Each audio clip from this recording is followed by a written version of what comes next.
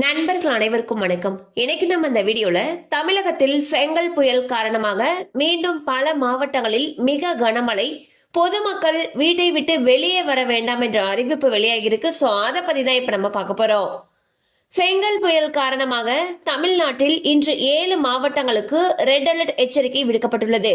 அதாவது சென்னை, திருவள்ளூர், காஞ்சிபுரம், செங்கல்பட்டு, விழுப்புரம், கள்ளக்குறிச்சி, கடலூர் ஆகிய மாவட்டங்களில் இன்று 20 சென்டிமீட்டர் மழைக்கு மேல் பெய்யக்கூடும்.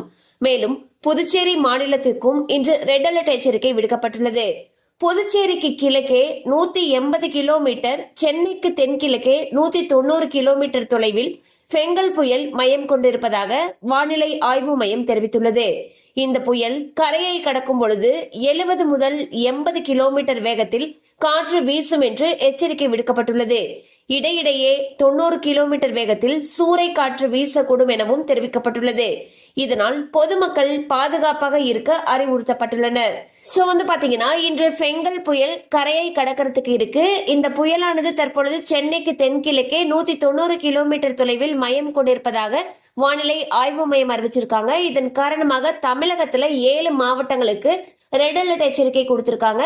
ரொம்பவே மழை அதிகமாக பெய்யக்கூடிய வாய்ப்புகள் அதிக அளவுல இருக்குன்னு சொல்லியிருக்காங்க. அது மட்டும் இல்லாம சூறாவளி காற்று வீசும். சோ பொதுமக்கள் அனைவரும் வீட்டுக்குள் பாதுகாப்பாக இருக்கும்படி அறிவுறுத்தப்பட்டுள்ளனர்.